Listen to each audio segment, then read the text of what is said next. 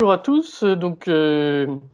Suite à notre vidéo mesures fiscales et sociales spéciales Covid-19, vous avez été à peu près 1 millier de personnes à visualiser cette vidéo. Et donc voilà, on fait une nouvelle vidéo pour répondre aux différentes questions que vous nous avez posées. Donc on a fait une petite sélection, bien évidemment, on ne peut pas répondre à tout. Sachez que nos collaborateurs sont à votre disposition pour y répondre. En tout cas, on va continuer ce format-là puisque, a priori, c'est quelque chose qui vous plaît bien. Donc, ça n'est que la première édition à une longue suite. On va commencer, bien évidemment, par l'activité partielle. Donc, le recours au dispositif de l'activité partielle, pour toi, Françoise. En ce qui concerne l'activité partielle, selon l'activité, est-ce que cela doit concerner l'ensemble du personnel ou peut-on sélectionner certains postes qui supportent réellement une baisse d'activité? Alors, il convient de rappeler avant toute chose, Philippe, que l'activité partielle, c'est une mesure collective. Donc, il n'est pas possible de prévoir l'activité partielle pour un salarié isolément, sauf évidemment si on n'a qu'un salarié. Quand on doit faire face à une fermeture, une cessation temporaire de l'activité, eh bien évidemment, ça doit concerner tout un établissement ou au moins tout un service ou tout un atelier de l'entreprise. Ça, c'est admis par l'administration du travail. Si c'est une réduction collective de l'horaire, c'est pareil, ça doit concerner tout un atelier, tout un service, toute une unité de production. Et dans ces cas-là, on peut prévoir que les salariés soient placés alternativement et individuellement dans ce cas en position d'activité partielle et donc mettre en place un système de roulement finalement. Et du reste, c'est plutôt une solution que l'on préconise afin d'éviter une rupture d'égalité de traitement entre les salariés puisque, comme vous le savez, l'activité partielle est moins bien rémunérée que lorsque le salarié travaille. Voilà, donc ça permet d'éviter le grief que pourraient vous faire certains et qui viendraient dire qu'on a une rupture d'égalité de traitement entre les salariés. Merci Françoise. Recours au dispositif de l'activité sociale. Antoine, une question. Je suis à la fois salarié et président d'une SASU. Suis-je concerné par les principes d'activité partielle ou les principes du fonds de solidarité prime 1 500 €?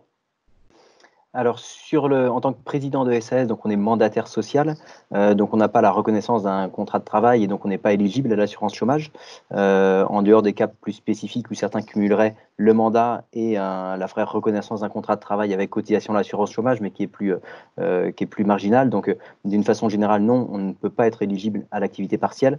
Par contre, effectivement, on peut solliciter le fonds de solidarité de 1 500 €. Il n'y a pas eu de confirmation spécifique pour les présidents de SAS, mais il n'y a aucune mention qui limite le bénéfice de cette aide pour les présidents de SAS. Donc, il faut la demander, c'est tout à fait légitime. Ok. J'en profite pour vous dire également que les réponses à vos questions sont effectives aujourd'hui, mais bien évidemment, en fonction de l'actualité, elles peuvent évoluer. Donc là aussi, référez-vous à notre site internet ou aux communications qu'on vous envoie. En cas de refus de prise en charge d'activité partielle, Liliane, ma question concerne la récupération des heures des salariés. Si l'on n'obtient pas le chômage partiel, mais que l'employeur maintient le salaire, les salariés devront récupérer les heures avant le 31 décembre 2020. Est-ce que c'est ça, Liliane? Non, pas tout à fait, puisqu'en fait, la récupération ne concerne que les entreprises dotées d'un accord de modulation et d'annualisation du temps de travail et qui modifierait donc les plannings conformément aux termes de cet accord. Donc en fait, si l'entreprise fait une demande et n'obtient pas le chômage partiel, eh bien, l'employeur a l'obligation de maintenir le salaire et je vais en profiter pour compléter, une autre question qui nous a été posée, c'est qu'on ne peut pas bénéficier non plus de l'exonération de charges sociales. Donc si la demande de prise en charge n'est pas acceptée, la rémunération habituelle est versée aux salariés et elle est soumise à charges sociales. Ok, merci Liliane. Licenciement économique, c'est une question pour Françoise. Bien que la position de l'État soit le maintien de l'activité, vous n'avez pas évoqué la notion de licenciement économique. car pour certaines entreprises, cette situation sera et est malheureusement insurmontable avec impossibilité de repartir. Est-ce que tu peux traiter ce point-là, Françoise? Oui, alors une précision qui est importante, effectivement, hein, si l'entreprise a mis en place un dispositif d'activité partielle, eh bien, il n'est pas possible d'envisager un licenciement pour motif économique aujourd'hui des salariés qui sont en situation d'activité partielle. Donc, si vous avez recours à l'activité partielle pour ces salariés-là, on exclut ce principe. Si ça n'est pas le cas, en revanche, vous pouvez très bien vous poser la question. Et dans ce cas, je vous invite à vérifier si vous remplissez les conditions permettant de recourir à une mesure de licenciement pour motif économique. Le cas échéant, nous pouvons vous accompagner dans cette démarche-là qui est un peu technique. Et puis, la question de l'après-confinement, évidemment, se posera. Et là, dans ce cas-là, on pourra reprendre la main sur les licenciements pour motif économique. J'ouvre juste une petite parenthèse puisque si vous avez mis en place une mesure d'activité partielle et que c'est un renouvellement, puisqu'au cours des 36 derniers mois, vous y auriez déjà eu recours, dans ce cas-là, bien souvent, il est demandé à l'employeur de prendre des engagements, notamment en termes de maintien dans l'emploi. Et donc, il faut être vigilant dans ce cas-là à ne pas enfreindre évidemment cet engagement que vous auriez pris, puisque ça pourrait vous contraindre à devoir rembourser les indemnisations que vous avez perçues au titre de l'activité partielle, justement. Je referme la parenthèse. Merci Françoise. Autre question qui nous a été régulièrement posée, congé payé, accord d'entreprise. Est-ce qu'on peut a posteriori faire un accord d'entreprise pour imposer la prise de congé payé? Alors, un accord d'entreprise peut être adopté maintenant que l'on a le texte qui nous le permet. Pour autant, on ne peut pas prévoir dans un accord d'entreprise un effet rétroactif. Donc, non, ce n'est pas possible. Ok. Et la prise des congés payés et RTT, quel est le texte de référence pour imposer aux salariés la pose des jours RTT avec un délai de prévenance de 1 jour?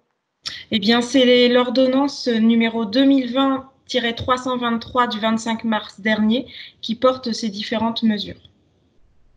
Très bien, merci Françoise. Alors maintenant, une question pour Antoine. Sur les délais pour les demandes de financement, doit-on prendre la décision de renforcer notre trésorerie immédiatement ou a-t-on un délai pour déposer cette demande? Alors, dans les conditions de garantie liées au PGE, le prêt garanti par l'État, ça pourra concerner des prêts jusqu'au 31 décembre 2020. Donc, a priori, effectivement, on a du délai pour pouvoir faire la demande.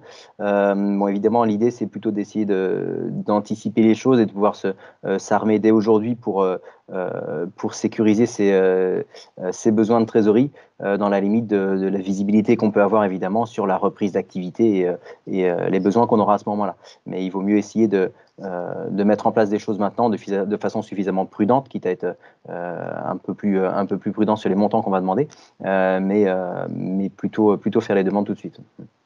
Donc tu précisais à ce propos, Antoine, lors de la vidéo, que nos équipes étaient là pour accompagner nos clients pour justement construire des prévisionnels de trésorerie. Oui, et puis en lien avec les interlocuteurs bancaires aussi, qui ont parfois des demandes un petit peu différentes d'une banque à l'autre.